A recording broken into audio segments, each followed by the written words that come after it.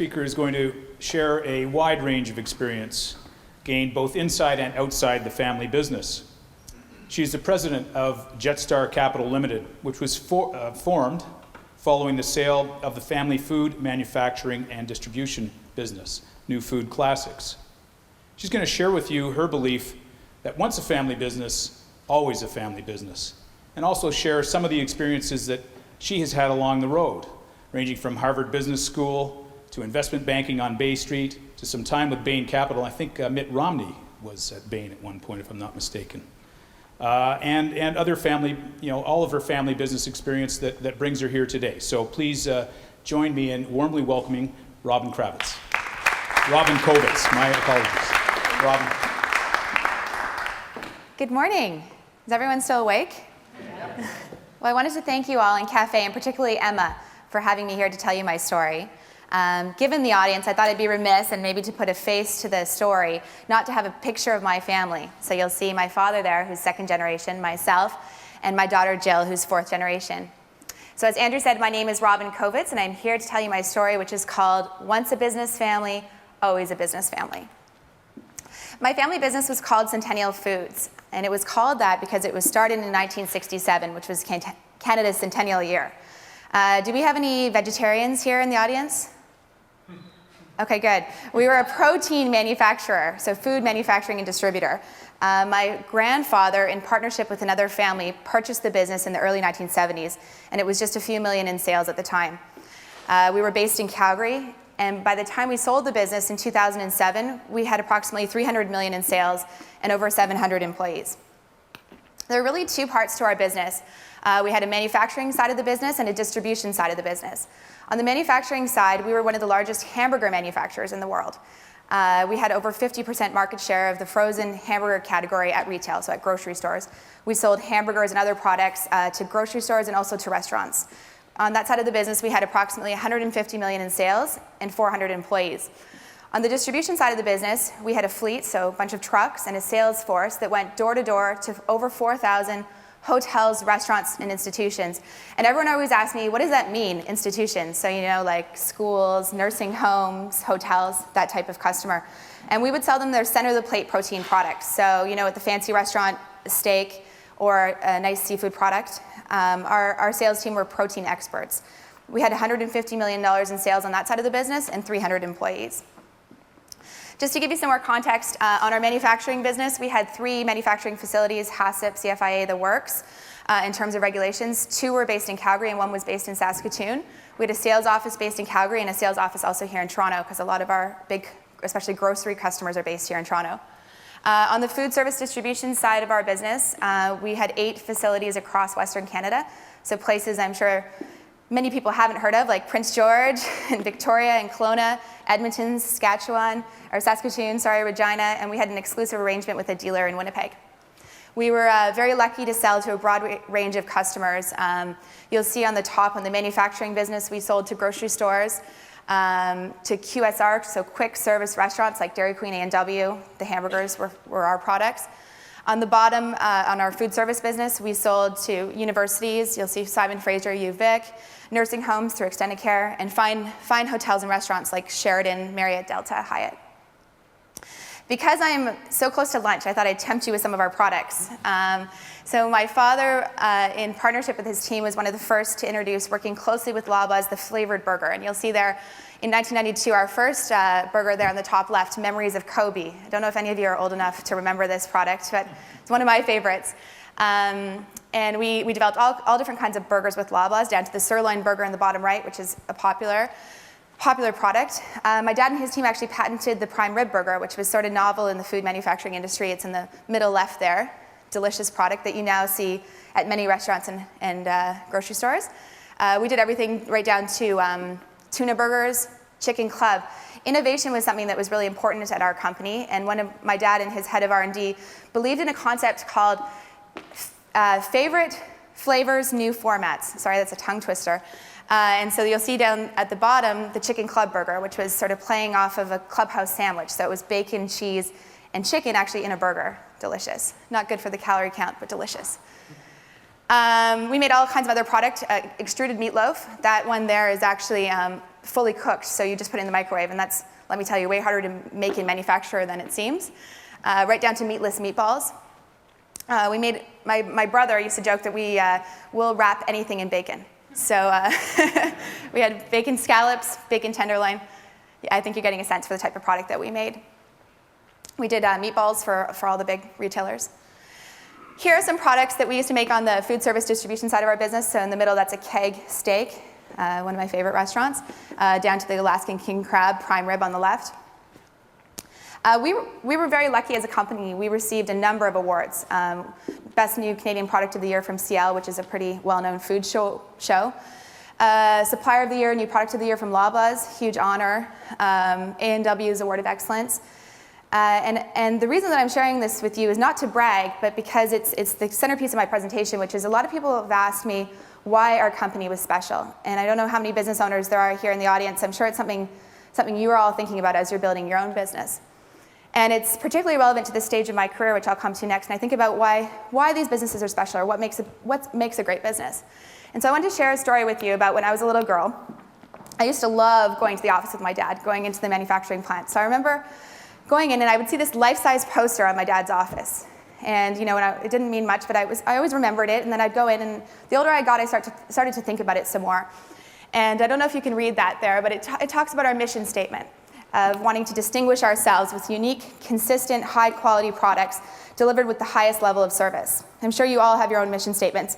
But what's interesting about this poster is it goes on to talk about our values of integrity and respect, our focus on food safety and safety for our team. And remember, we're cutting meat and doing all sorts of other tricky manufacturing processes. Our passion for innovation and differentiation, our foundation of communication and teamwork, and our secret weapon being people who care.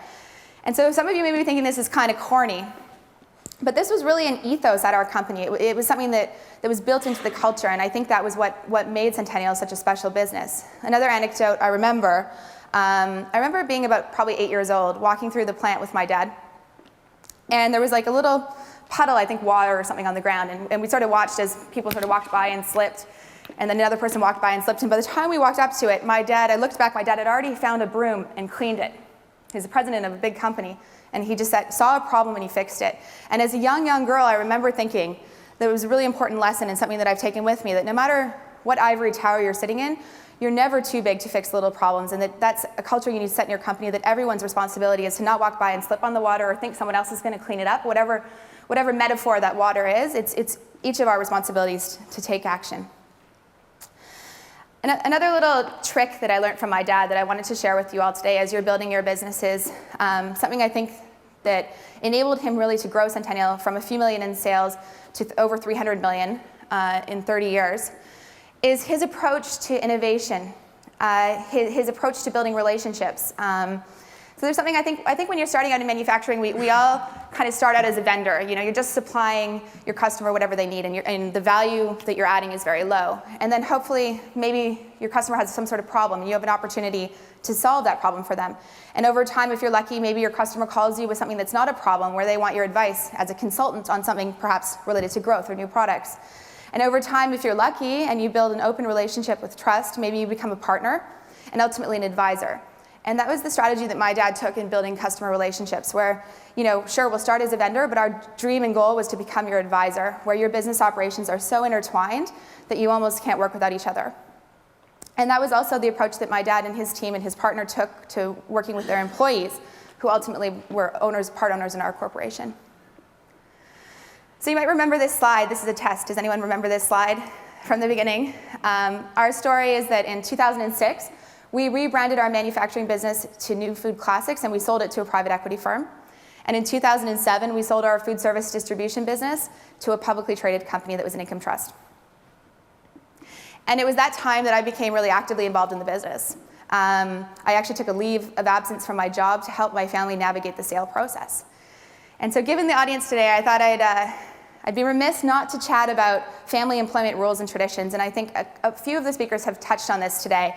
We had some pretty strict rules about who could and couldn't join the family business, which I think is prudent for any family enterprise. So starting in junior high, our plants were unionized, so probably the soonest that you were able legally to work, we had to work on the plant floor. And has anyone been through a meat manufacturing plant? Strubs, okay, yeah, a few meat guys. But for those of you that haven't, I tried to get some pictures to show you what it's like. So let's just say as a 14-year-old, I don't know if any of you have 14-year-old kids, this is not exactly your dream summer working job environment. Obviously, we tried to provide a great environment for our employees, but it's freezing, and you're dealing with raw meat. So in junior high, we all worked, my siblings and I worked on the plant floor on the assembly line, and you can imagine how we were treated by some of the lifer employees as well on the assembly line, and it was a great learning experience. But moreover, the carrot for us was that if you got an honor roll, you could move into the office the following summer. So needless to say, we were all on honor roll, and there's nothing more motivating for your children. So we moved into the office, and we got to learn about accounts receivable, accounts payable, accounting, did a rotation, sales and marketing, operations, R&D, new product development, dealing with customers. The rule was then that we had to go out of town to go to university. So when I graduated, I loved the family business, and when I graduated from high school, I wanted to join. I had no interest in doing a degree, and I remember my dad really pushed me to come to here, Toronto, the big city, to get a financial education. That was an area of business I think that he felt was really important, and that we were maybe missing on our team. And I couldn't understand it at the time. And he also felt strongly that we had to work for someone else, develop a skill set before we could apply to work for the family business, and even then it wasn't a given. And so here's just a quick slide of all the things that I got to do because my dad pushed me to do it. And I would have gladly at 18 joined my family business and never left home, and never come here to do a BCom, never gone to the States to do an MBA, and never got to work in M&A or private equity, where I got to be exposed to working with management teams in a bunch of industries, and where I really learned a great deal over the last 15 years. So some of you might remember this picture. So rewind now, it's 2010, and I have very fortunate to have a great career on Bay Street, and my dad successfully sold his business, and everything's great. And then I was faced, like many of women in their early 30s are, with having to start a family, and now or never type thing. So I took a little bit of time out and had my daughter. I was very lucky to have my daughter, Jill. And then I took a giant step back, and one late night, chatting with my dad, when Jill was up, we chatted about what I loved. And it was then that I realized that what I loved and what I wanted to do was what my dad had done. I want to build a company. What my favorite days were, I worked in private equity, were on the ground with business owners, dealing with employees and customers and issues, and building a business. That was my dream, and it basically took me 15 years to realize it, that I wanted to emulate what my dad had done. And so he looked at me, I remember this, probably 4 in the morning, and said, "I think you're ready." And that was a big, big moment for me, because it's, I feel like I'll always be 12 years old in my dad's eyes, and I've always trying to win his recognition, but he told me he was ready, and he told me not only that he thought I was ready, but that he wanted to be my partner. And so the result is that we created a company called Jetstar Capital in 2011. It's a private investment company owned in partnership, my dad and myself.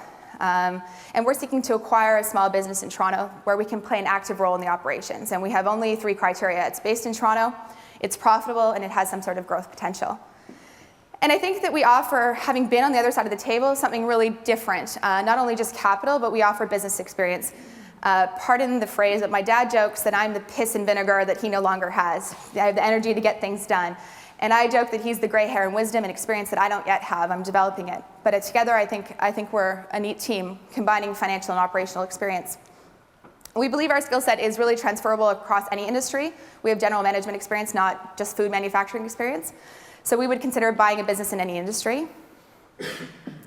And the part that I really wanted to share with you all today, if some of you are thinking about succession, is just that we know how difficult and consuming and how fun and wonderful and exciting it can be to build a business. And we know that there comes a time when every business owner is thinking about retiring or selling. And we also know that this is absolutely terrifying, because we've been there. And I think as a team, my dad and I really worked on our business strategy, and we created our criteria based on our experience. So we're looking to buy only a single company. Many professional business buyers have portfolios of companies. We would like to give our full time and attention to the single company that we buy. We have a very long investment horizon. Success for me would be to have my daughter Jill, who I showed you a picture of here, 30 years from now, telling you about the great job she did taking over the business that my father and I bought. Many buyers like to buy businesses and sell them within 5 to 7 years. Having built a business, we just don't think that's long enough. We want to run the business ourselves. We believe you need to be there every day to make a business run right.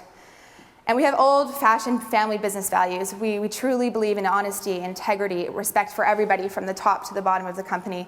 Our word and our reputation are our greatest assets, and we can really facilitate either situation. A business owner that wants to say, "Goodbye, I'm out of here, and you guys take over," not our favorite situation, to a business owner that wants to partner with us and only be involved in the things that they still enjoy about the business.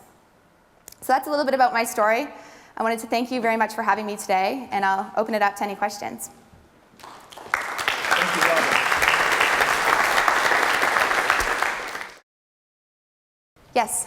Did you ever come across a situation where you were selling your manufactured products to your competitors in the distribution? What was the blowback you got from the other food service distributors out there that you were selling product to? It's an interesting question. So originally, I mean, when we bought the business, sorry, I don't know if people heard this question, it's sort of a universal one in business. Were you competing with your customers is ultimately, I think, what you're asking, because we were both manufacturers and distributors. So the business, originally when we bought it, we would make product and then we would distribute it to our customers, and that's why it originated that way. But ultimately, over time, when you have customers like, big customers like Loblaws, obviously they use rail and other means of pickup and delivery. So they really just grew into separate companies. There wasn't much overlap or competition, but where we did find it to be an issue was when we tried to sell the business. We found that certain buyers didn't want to buy the distribution piece because they didn't want to compete with their customers. And so that was ultimately why we split it. As we ran and grew the business, we didn't think of them as two separate entities. It wasn't until we tried to sell that became an issue. Any other questions? I'd just like to comment that I'm definitely old enough to remember memories of Kobe. So hope that it's still on the shelf. It's not, no, but they should. We don't own the buceness anymore, but they should. It's a great product. Certainly has. If you could, with such a diverse business, Centennial being across Canada, multiple locations, what was the single greatest strength of the business to be able to achieve such success? It's a great question. I don't think I could pick one. And I've been a student of, really that's my dad and his partner and his team's success, not mine. But I've been a student of it my whole life. And I would say it's two things. One, innovation. I think especially being a manufacturer in North America, it's tough, and it's even tougher today. And I think by always being on the edge of innovation, by attending conferences, by traveling the world and finding the latest products, and really providing more than your customer's asking for, that's a secret weapon. But the other, I think, is our team. We had some, and maybe it comes down to the values in which we operate a business in which we hope to bring to the next business we acquire. We had some amazing people that worked for us for 30, 40 years, and they ultimately became owners and became millionaires when we sold. And I think, we couldn't have done it without our team. Fabulous. So you'd agree with strength through structure then, by the sound of things. Innovation, absolutely. Building your employees. Yes. Fabulous. Well, Robin, thanks so much for sharing your story with us.